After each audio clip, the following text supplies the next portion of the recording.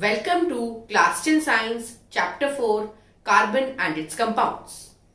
You may be wondering that why there is an entire chapter on just a single element, that is carbon, out of the 119 elements.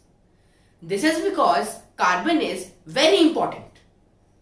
It is present in almost everything in our surroundings, from clothes to food to medicines to the tissues of all living beings. Thus, carbon is very important element. In this chapter, Carbon and Compounds, we shall understand the properties of carbon which make it so important. So we shall cover this entire chapter in 5 lectures. In this first lecture, we shall discuss covalent compounds. In second lecture, we shall discuss the versatile nature of carbon and hydrocarbons.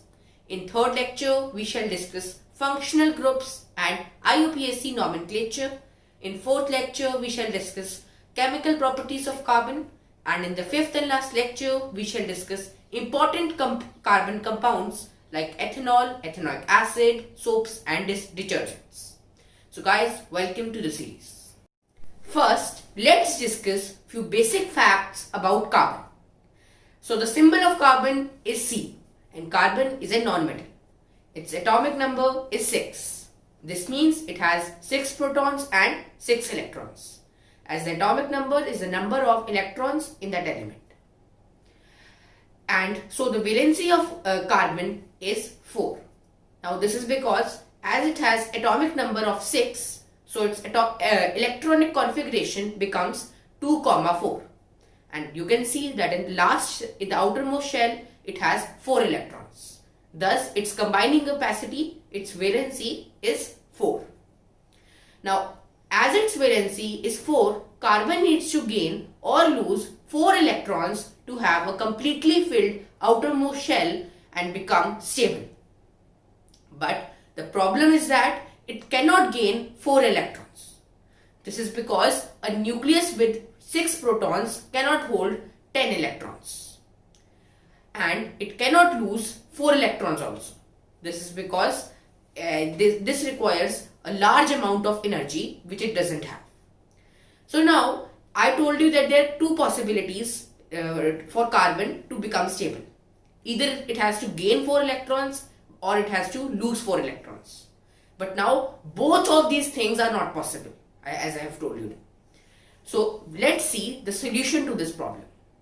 So, to overcome this problem, carbon shares its valence electrons with other atoms of carbon or other atoms of other elements. So basically, it cannot gain or lose 4 electrons. But so it shares its valence electrons, it shares its 4 valence electrons with other atoms. The shared electrons belong to the outermost shells of both the atoms and lead to both atoms attaining noble gas configuration. So this means that the octet of both the atoms becomes complete and both the atoms become stable.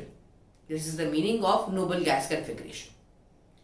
Now such bonds which are formed by sharing of electrons between 2 atoms are called covalent bonds. So the bonds formed by sharing of electrons are called covalent bonds. Now there are 3 types of covalent bonds: single covalent bond, double covalent bond and triple covalent bond. Now all 3 types of covalent bonds, we shall understand them by using various examples. First, let's understand single covalent bond. It is the bond formed by sharing of one pair of electrons. To understand single covalent bond, let's take the example of hydrogen. Its atomic number is 1. Its electronic configuration is 1, so its valency is also 1. So it needs one more electron to complete its outermost shell, that is the K shell, and become stable. Now, as it has only one electron, so what it will do is that 2 hydrogen atoms will share their electron to form molecule of hydrogen. So both have completely filled outer shell. So as the K shell can accommodate maximum of 2 electrons, so to become stable, both the hydrogen atoms will share their one electron, and in this way both will have 2 electrons each. So here you can see in this diagram that the intersection between both the hydrogen atoms are the shared electrons. We depict the valence electrons by using dots, as you can see in this diagram. Now for representation of single covalent bond, we represent it by a line between both of the atoms. So for representation of this bond between the two hydrogen atoms, we can do it by H-H.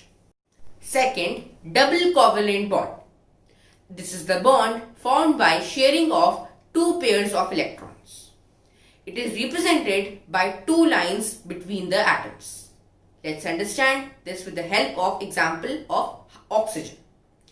So the atomic number of oxygen is 8. So its electronic configuration becomes 2, 6. Thus its valency becomes 2. So it requires 2 more electrons to complete its outermost shell, to complete its octet. So it shares these 2 electrons with another oxygen atom. So now both of the oxygen atoms have 8 electrons each in their valence shells. So basically both of the oxygen atoms will form covalent bond and they will share 1 pair of electrons each. So thus the total sharing becomes 2 pairs of electrons. And to represent this, we can do it by O, then we will put 2 dashes and then second O. Third, triple covalent bond. So in this, 3 pairs of electrons are shared. For example, nitrogen. Its atomic number is 7 and its electronic configuration is 2, 5. So its valency becomes 3. Thus it requires 3 more electrons to complete its octet. Thus it shares 3 electrons with another nitrogen atom. Now both of the nitrogen atoms will have complete octet. We can represent this triple covalent bond by using 3 lines. So now let's understand formation of methane, that is CH4. Till now we have only understood the formation of covalent bonding in which both of the atoms were of the same element.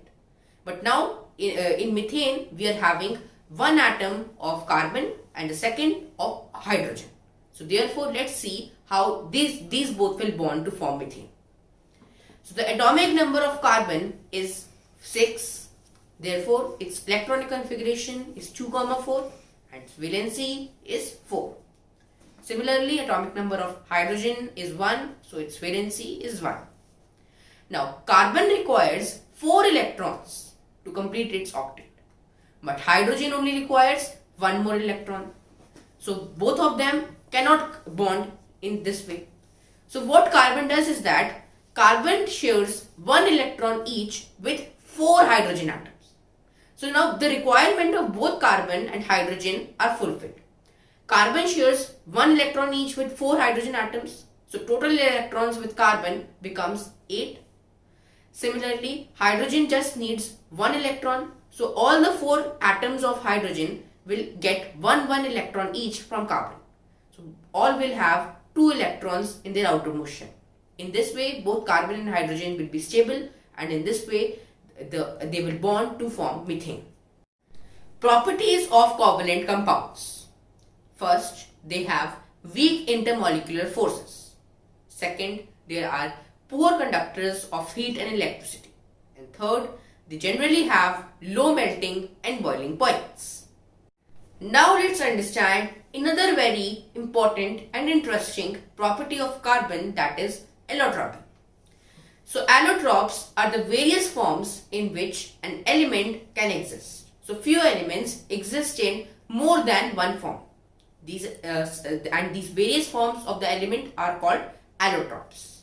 This property is known as allotropy. Allotropes have different physical properties but same chemical properties. Now, few important allotropes of carbon are diamond, graphite and fullerenes. So, if you see that diamond and graphite are made from the same element, that is carbon, but they have very different physical properties. Diamond is the hardest substance, while on the other hand, graphite is smooth and slippery. So we can say that allotropes have same physical properties but different chemical properties. With this, we come to the end of this video. In next lecture, we shall discuss more about carbon compounds